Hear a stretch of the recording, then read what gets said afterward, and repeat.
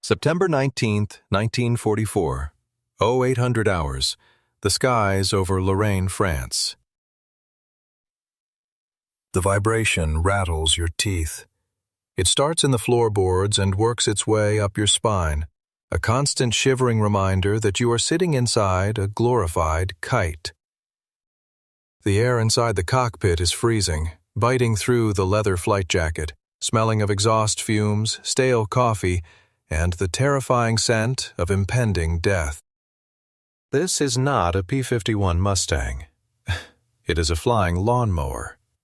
Major Charles Carpenter is 32 years old.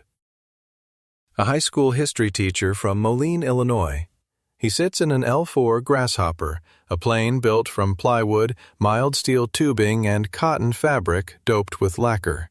If you poke the fuselage hard enough with a pencil, you will punch a hole right through to the pilot.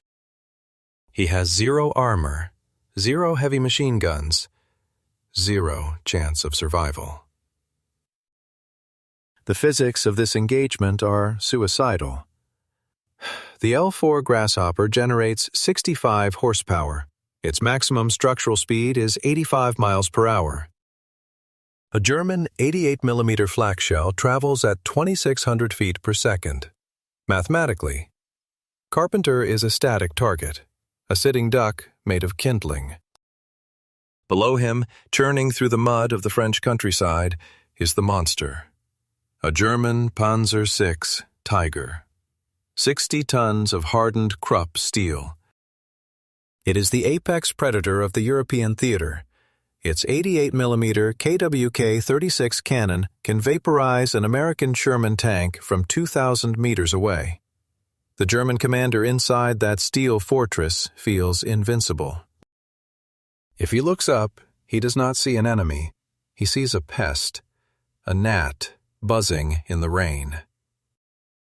But the gnat is diving. Carpenter shoves the stick forward. The Continental engine screams, pushed far past its red line. The fabric wings groan, fluttering violently as the airspeed indicator shakes. He is not observing today. He is not radioing coordinates for the artillery. He is hunting. The Tiger's turret begins to rotate. The massive gun barrel swings not toward the sky, but toward the exposed flank of the U.S. 4th Armored Division, advancing down the Nancy Road. The Americans on the ground are blind.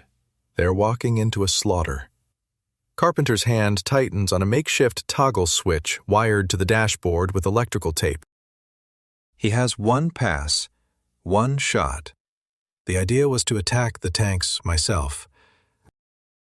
If the Germans found out we were crazy enough to try it, maybe they would keep their heads down. If he misses, a dozen American tanks burn. If he pulls the trigger too late, he slams into the tree line. If he fires too early, the backblast from his own weapon rips the tail off his plane. The war in Europe was supposed to be over. After the breakout from Normandy, the Allied command convinced themselves the German Wehrmacht was broken. They were wrong. As General Patton's Third Army pushed toward the German border, the sprint turned into a slog. The ground hardened, the hills grew steeper, and the enemy stopped running. They started digging in. By the autumn of 1944, the war had devolved into a lethal game of hide-and-seek. The Germans, masters of defensive warfare, utilized the terrain of Lorraine with surgical cruelty. They did not deploy their panzers in open fields where American numbers could overwhelm them. They parked them in dense forests, behind stone farmhouses, and under heavy camouflage netting. The Germans were fighting a sniper's war with 60-ton rifles.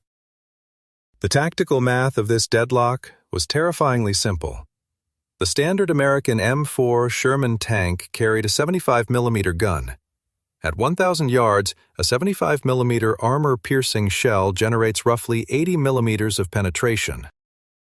The frontal armor of a German Panzer VI Tiger is 100 millimeters of face-hardened steel. The math says 0 penetration.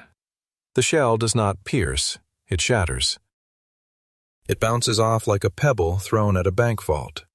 Conversely, the Tiger's 88mm KWK-36 gun was originally designed to shoot down bombers at 20,000 feet. Aimed horizontally, it was a death ray. It could punch through the front slope of a Sherman from 2,000 yards away, long before the American crew even knew they were in a fight. The American crews called their own tanks Ronsons, after the cigarette lighter. Their slogan? Lights the first time, every time. It was a grim joke told by men who knew they were driving their own coffins. The doctrine was broken. The U.S. Army Field Manual stated that tanks should not fight tanks. That was the job of the tank destroyers, but the tank destroyers were lightly armored and open-topped. They were vulnerable to mortar fire and infantry. And the Air Force? The mighty P-47 Thunderbolts that ruled the skies over France were grounded. Fog. Rain. Low clouds. The autumn weather in France was the Luftwaffe's best friend. The cloud ceiling dropped to 500 feet. At that altitude, a P-47 pilot flying at 350 miles per hour has less than a second to identify a target, arm his rockets, and fire. It was impossible. The close air support evaporated. The Shermans were alone in the mud, blindly probing for an enemy they could not kill. Enter the L-4 Grasshopper. To the infantry on the ground, the L-4 pilots were just the eyes. They were the aerial equivalent of a field telephone. Their job was strictly defined by the table of organization and equipment, artillery spotting. Major Charles Carpenter belonged to this fraternity of the unarmed. His daily routine was a masterclass in frustration. He would take off from a muddy pasture, climb to 1,500 feet, and circle the battlefield. From his bird's-eye view, the war was painfully clear. He could see the muzzle flashes and the tree lines. He could spot the distinct, boxy shape of a Tiger tank idling behind a barn, waiting to ambush a U.S. column. Carpenter would grab his radio microphone. He would scream coordinates. "Fire mission! Grid 4498! Enemy armor!" Then he would wait. He would circle in his canvas kite, watching the second hand on his wrist tick by. He had to relay the message to a fire direction center. They had to calculate the trajectory. They had to relay it to the battery. The gunners had to dial in the elevation and traverse. They had to load. They had to fire. Then, the shell had to travel 5 miles through the air. Time of flight for a 105mm howitzer shell at range is approximately 25 to 40 seconds. Total loop time from spot to splash was often over 5 minutes. In 5 minutes, a Tiger tank can move 1.5 miles. It can fire 20 rounds. It can destroy an entire platoon. Carpenter watched it happen. Again and again. He would call in the fire, but by the time the mud erupted with American high explosives, the Tiger was gone. It had simply reversed, repositioned, and killed again. The artillery was a hammer trying to kill a fly. It was too slow, too clumsy, and too indiscriminate for the surgical work required to root out dug-in armor. The worst part was not the inefficiency. It was the voyeurism. Sitting in his cockpit, Carpenter witnessed the intimate details of American death. He saw the hatches pop open on burning Shermans. He saw men crawling out with their uniforms on fire, rolling in the wet grass. He saw the German infantry machine gun them as they tried to escape the flames. He was an observer. A spectator with a front row seat to a massacre. The helplessness was the worst part. You are up there, you see the crowd setting up the trap, you scream into the radio, and you watch your boys drive right into it. You feel like an accomplice to murder. The breaking point for Carpenter did not come from a specific order. It came from the silence. One afternoon he spotted a German armored column moving through a valley near the Moselle River. He called for air support. "Weather is 0-0. came the reply. He called for Long Tom artillery. "Battery is displacing, unable to fire." He looked down. He saw the gray shapes of the panzers maneuvering toward a U.S. infantry company that was digging foxholes in a beet field. The infantry had no bazookas, no anti-tank mines. They were about to be overrun. Carpenter keyed his mic, his voice cracking with rage. "Is there anyone who can shoot?" Static. The system had failed. The combined might of the U.S. military, the greatest industrial war machine in history, was paralyzed by fog and bureaucracy. Carpenter looked at his dashboard. He looked at the flimsy struts holding his wings together. He remembered the crates of 2.36-inch infantry bazookas sitting in the supply dump back at the airstrip. The manual said they were for ground troops only. The aviation engineers said the recoil would rip the fabric off the wings. The commanders said it was a court-martial offense to modify government property. Carpenter did not care about the court-martial. He cared about the math. If the artillery was too slow, he had to get closer. If the P-47s were too fast, he had to go slower.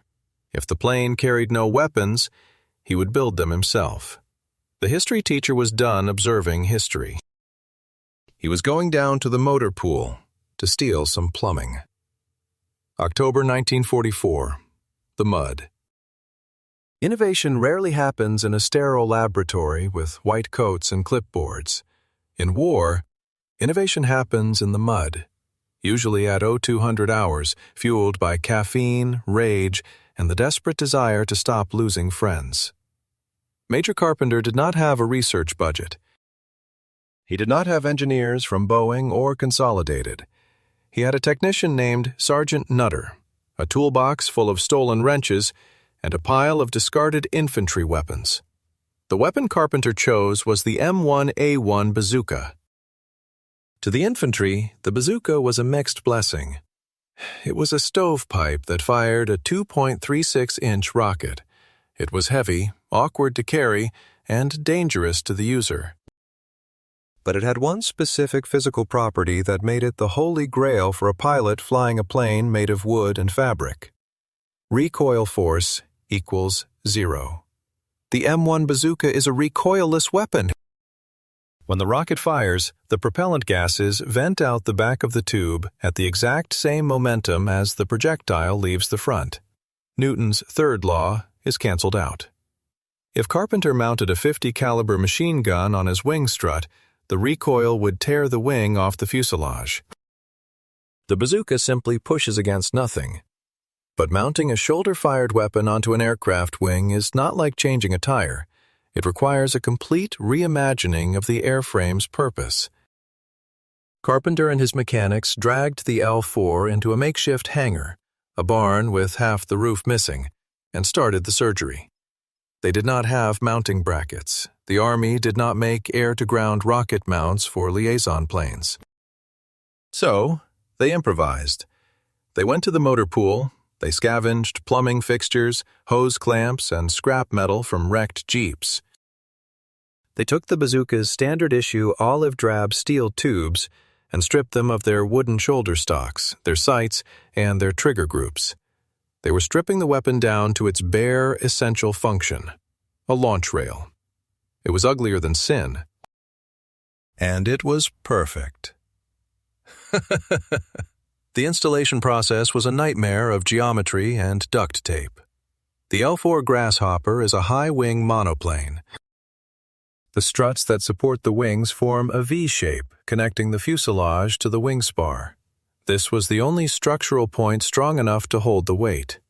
Carpenter lay on the cold ground, mud soaking through his coveralls, holding a 30-pound steel tube against the strut while his mechanic tightened the bolts.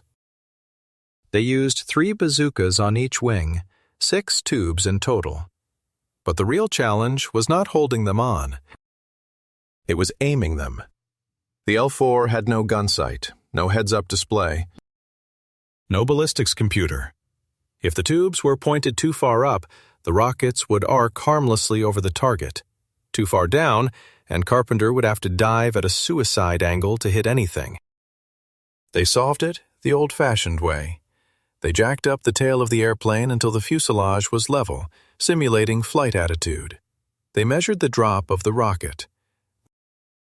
They aligned the tubes parallel to the floor, then tilted them slightly downward to account for the slower speed of the rocket relative to the plane.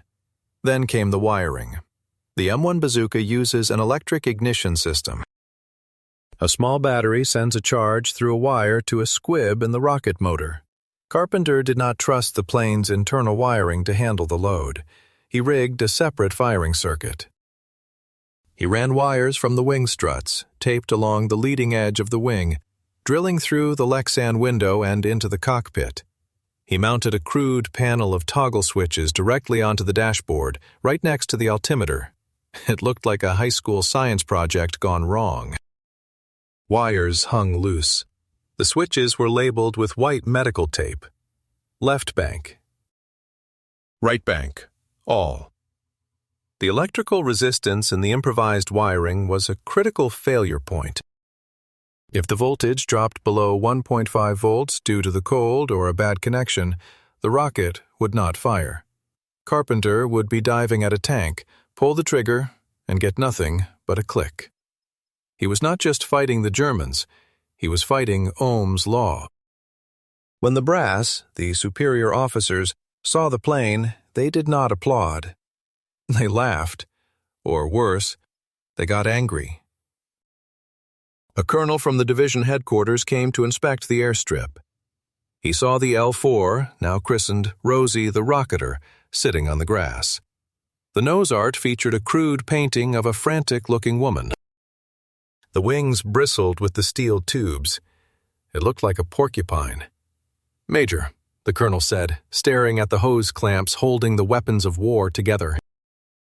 "That aircraft is not certified for ordnance. You are violating safety regulations."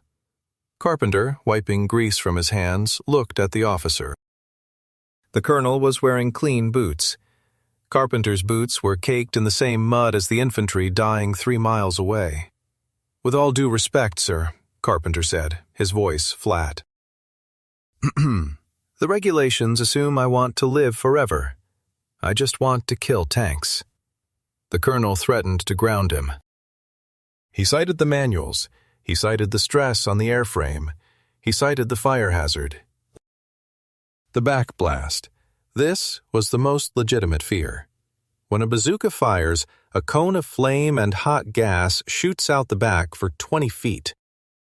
The L-4 was covered in fabric, flammable fabric, doped with highly combustible lacquer. The theory was that the forward airspeed of the plane, 85 miles per hour, would blow the fire backward fast enough to prevent the tail from catching fire. The theory. Nobody had ever tested it. If the math was wrong, Carpenter would not just crash, he would turn into a comet. He would burn alive in the sky before he ever reached the target. They told me I would blow my tail off. I told them that if I did, at least I would not have to listen to them complain anymore. The first test flight was conducted in secret. No fanfare, no cameras, just Carpenter and his mechanic crossing their fingers. The engine coughed to life. The plane was heavy, sluggish. The drag from the 6 tubes acted like air brakes. The takeoff roll was agonizingly long. The L-4 bounced, settled, bounced again, and finally clawed its way into the gray sky.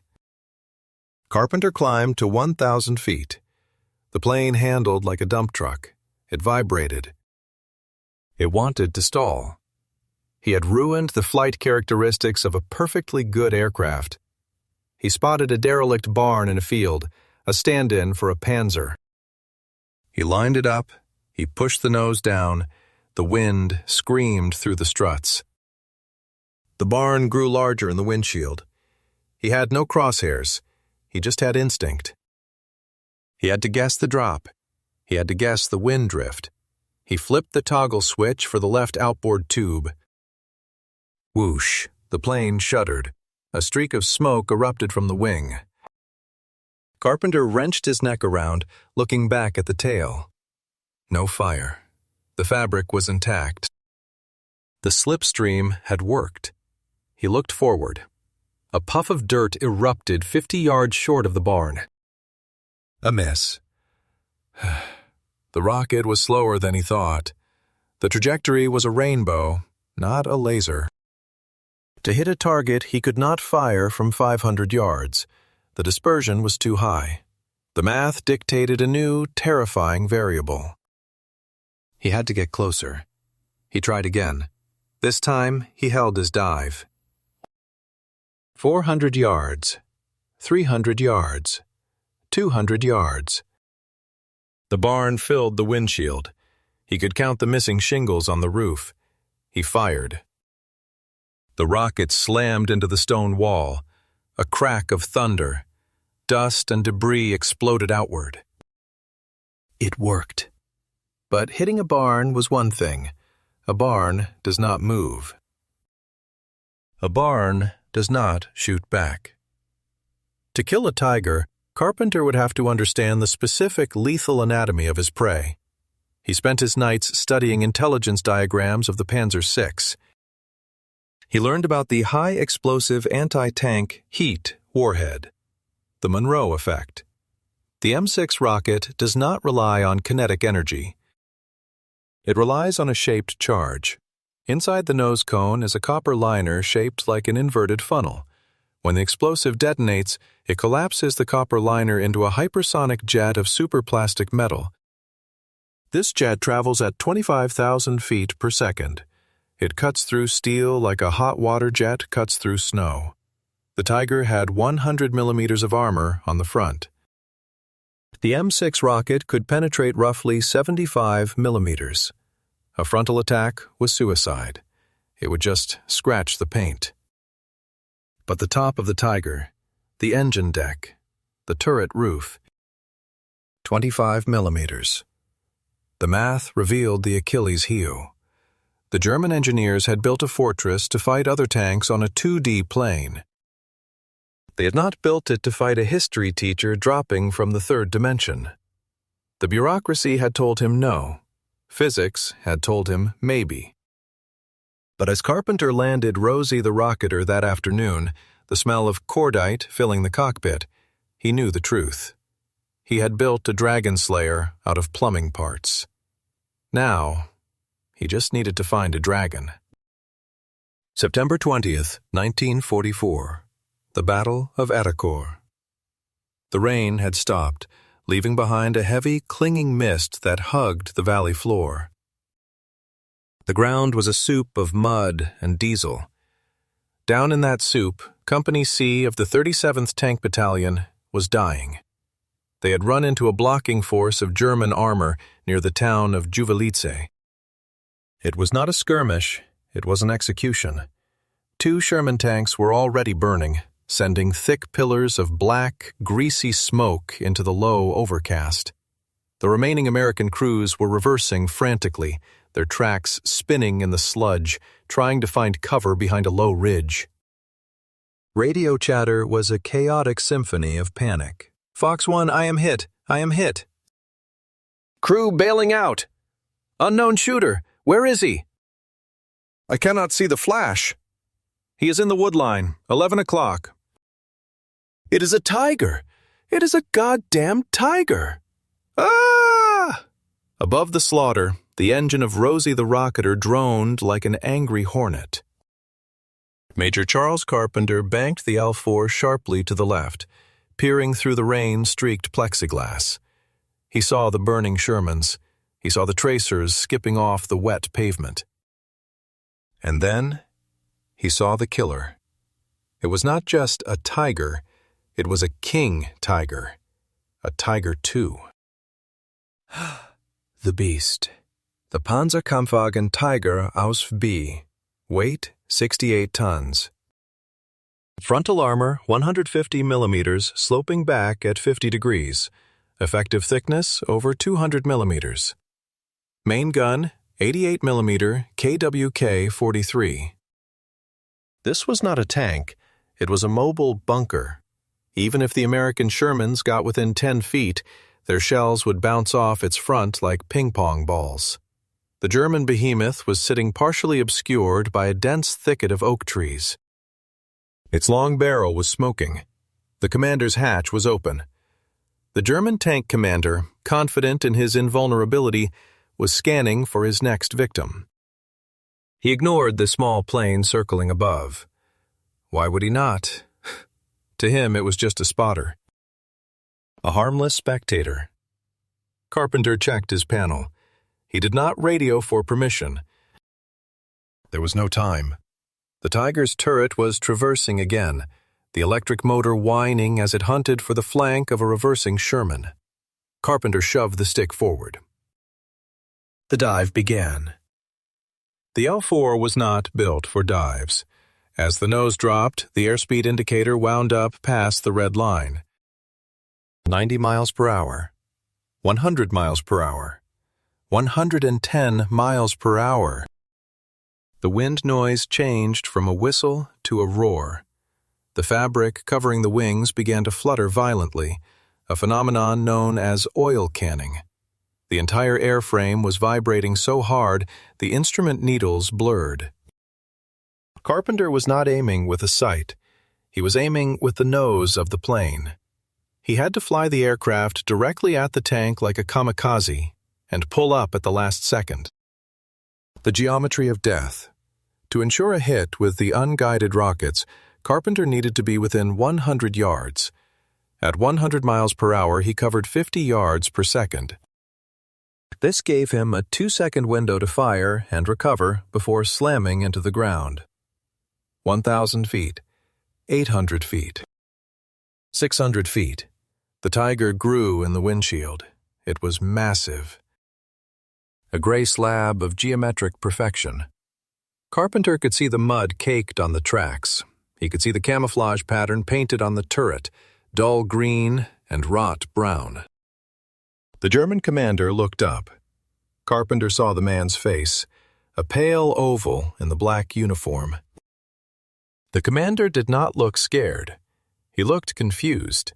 He was watching a fabric plane dive at a 68-ton tank. It did not make sense. 500 feet, 400 feet. Carpenter's thumb hovered over the toggle switch labeled right bank. Now. He flipped the switch. Click. Nothing. Cold ice flooded Carpenter's veins. The damp air, the loose wiring, the vibration. Something had broken the connection. The rocket sat dead on the rail. He was now 200 feet off the ground, diving at terminal velocity, staring down the barrel of an 88mm cannon, and his weapon had jammed. He hauled back on the stick. The L-4 groaned, the G-forces pressing Carpenter into his seat. The plane leveled out just feet above the tree line, leaves whipping against the landing gear. He roared over the Tiger's turret so close he could have dropped a hand grenade into the hatch. The German commander ducked instinctively. Then, realizing he was not dead, he grabbed the pintle-mounted MG-42 machine gun. Bert! Tracers zipped past Carpenter's canopy, green streaks of light that snapped like whips. One punched through the fabric of the right wing. Another shattered the side window, showering the cockpit with plastic shards. Carpenter banked hard, twisting the plane violently to throw off the gunner's aim. He climbed back into the mist, his heart hammering against his ribs like a trapped bird. I was so mad I could have chewed nails. I checked the wiring. A piece of tape had come loose. I mashed it back down with my thumb and turned the plane around. Most men would have gone home. He had survived a pass against a king tiger. He had a hole in his wing. He had a story for the bar. Carpenter circled. He looked down. The Tiger had not moved. The commander was back in the hatch, scanning the ground again, ignoring the plane. The arrogance of the machine was infuriating. The German believed the plane was unarmed. He believed the dive was a bluff. He was wrong. Carpenter reached out and twisted the wires on the dashboard, physically grinding the copper connections together. He checked the battery light. It flickered, then glowed steady amber. "Let's try this again," he muttered. He did not dive from the same angle. The Germans would be watching that sector. He flew a wide loop, using the noise of the burning Shermans to mask his engine sound. He dropped down to treetop level behind the ridge, approaching the Tiger from its blind rear flank. He was flying so low his wheels were brushing the tall grass. He popped up over the hedgerow. There it was, the rear engine deck of the Tiger. The exhaust pipes were glowing hot. Target analysis. The rear deck armor of a King Tiger is 40 millimeters thick. Directly below it sits the Maybach HL230 P30 engine. 700 horsepower of gasoline-fueled Fury. Next to the engine, the fuel tanks. Next to the fuel tanks, the ammunition storage. Carpenter did not wait. He did not climb. He attacked from a shallow glide barely 50 feet off the ground. He lined up the nose. The gray steel filled his vision. He flipped the switch for all. Whoosh, whoosh. 2 rockets tore off the right wing. The plane bucked violently to the left from the sudden loss of drag and weight on one side. Carpenter fought the controls, kicking the rudder pedal to keep the nose on target. He watched the smoke trails. The first rocket went low. It hit the mud behind the tracks, exploding harmlessly. The second rocket did not miss. It struck the rear engine deck right between the exhaust mufflers. Crack. It was not a Hollywood fireball. It was a sharp, metallic slap. The shaped charge detonated. The copper jet formed in a microsecond, screaming forward at hypersonic speed. It punched through the 40-millimeter steel plate like a needle through cloth. It slammed into the engine block. Carpenter pulled up, banking hard to the right, straining to see the damage. For a second, nothing happened. The tank just sat there. Then a wisp of white smoke curled out of the engine vents. "Burn, you son of a bitch," Carpenter whispered. The white smoke turned gray, then black. Then, with a whump that Carpenter could hear over his own engine, the rear of the tank erupted. Gasoline.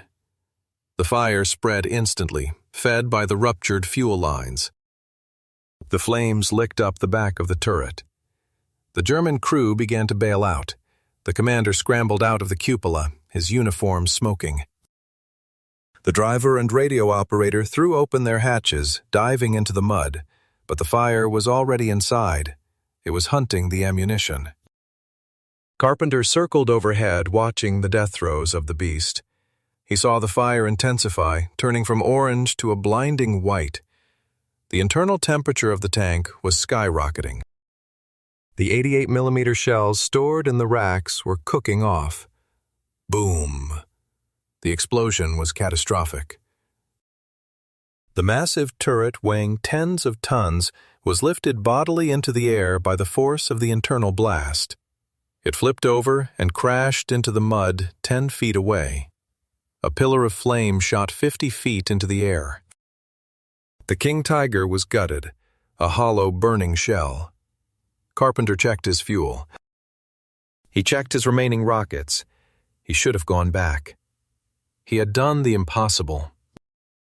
He had vindicated the concept. But the adrenaline was a drug, and Charles Carpenter was overdosing. He looked down the road. He saw another shape, a German Panther tank moving up to support the Tiger. The crew of the Panther had seen the explosion. They were buttoning up. They were rotating their turret toward the sky. They knew now. The secret was out. The gnat had teeth. Carpenter laughed. A dry, manic sound. He banked Rosie back around. He still had 4 rockets. And the war was not over yet. The rampage continued. For the next 20 minutes, Carpenter became the scourge of the Wehrmacht. He did not just attack tanks.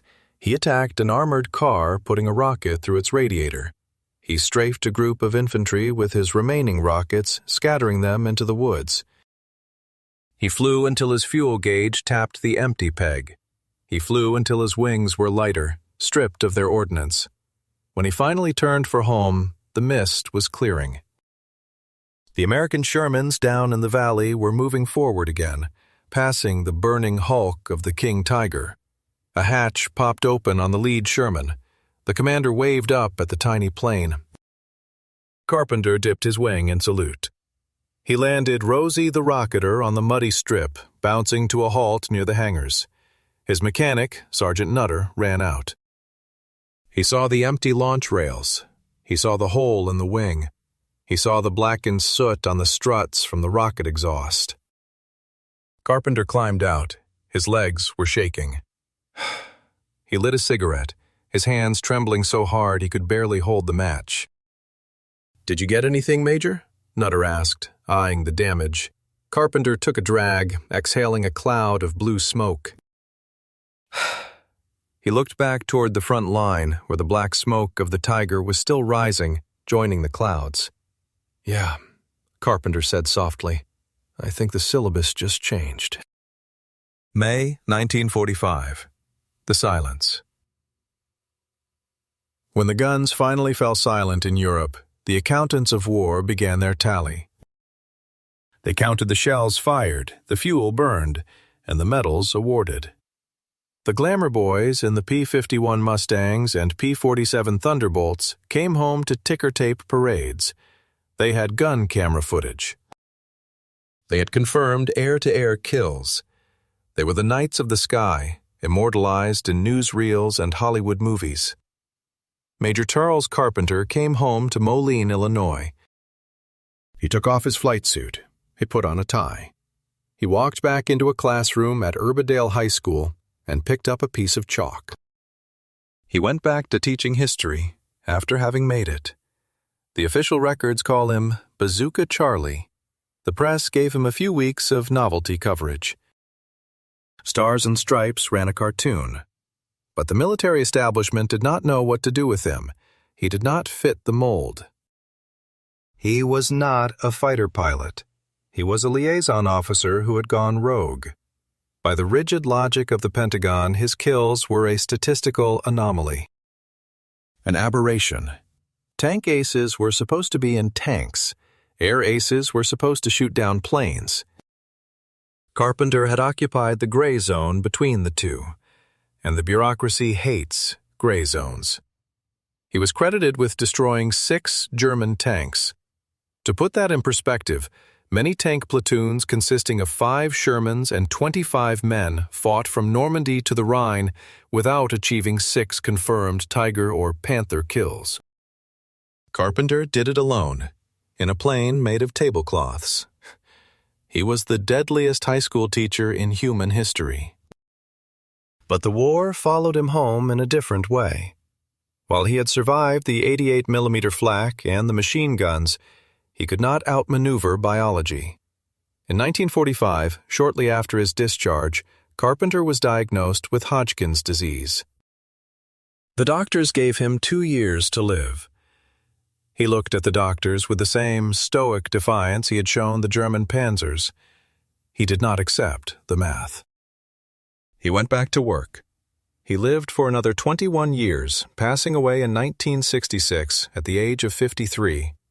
He died in obscurity, a quiet hero who never bragged, never demanded recognition, and never asked for a penny more than his teacher's pension. And what of the machine? Rosie the Rocketer suffered the same fate as her pilot. After the war, the thousands of L-4 Grasshoppers were sold as surplus or scrapped for their aluminum engines. Rosie was sold into private hands. She bounced from owner to owner, her history painted over, her rocket mounts removed, her identity erased. She ended up in a barn in Austria, gathering dust, just another old, slow airplane. It was just an old Piper Cub. Nobody knew it was the Dragon Slayer. It was just wood and fabric rotting in the dark. It was not until 2017 that the Collings Foundation, a group dedicated to preserving living history, tracked down the serial number 4329905. They found her. They confirmed the identity. And they began the painstaking process of bringing her back from the dead. They found the original mounting holes in the wing struts, the scars where Carpenter had bolted on the bazookas. When they stripped the paint, they found the faint outline of the Rosie nose art. Today, Rosie the Rocketer flies again. She has been restored to her 1944 configuration, complete with the 6 bazooka tubes on her wings. When she appears at air shows, she parks next to the P-51s and the B-17s. She is small. She is ugly. She looks fragile. But when the announcer tells the story of the physics teacher who decided to fight a tiger tank with a science experiment, the crowd goes silent. Innovation is not about budget. It is not about having the best equipment. It is about the force multiplier of the human spirit. Carpenter proved that an $800 plane could destroy a $300,000 tank, provided the pilot had enough courage to ignore the manual. Major Charles Carpenter proved that the system does not win wars. The outlier wins wars. The mechanic wins wars. The man who looks at a broken situation, looks at a pile of scrap metal and says, "I can fix this," wins wars. He is the patron saint of the underdog. He is the unsung innovator. And his story is a reminder that when the odds are zero and the doctrine fails, you do not retreat, you build a better weapon, and you dive. Charles Carpenter destroyed 6 tanks, disrupted entire German columns, and saved countless American lives. He did it without armor, without speed, and without orders, yet he never received the Medal of Honor. Most history books do not even mention his name. His story was almost lost to the rust in an Austrian barn. We are trying to change that. We are trying to keep the engine of Rosie the Rocketer running for the next generation. If you believe Major Charles Carpenter deserves to be remembered as a true American ace, do not click away. Hit the like button to help the algorithm spread his story to millions. Comment below. Yes, if you think the Army should posthumously upgrade his awards to the Medal of Honor. Share this video with a veteran or a history lover. Let us make sure the Mad Major is never unsung again.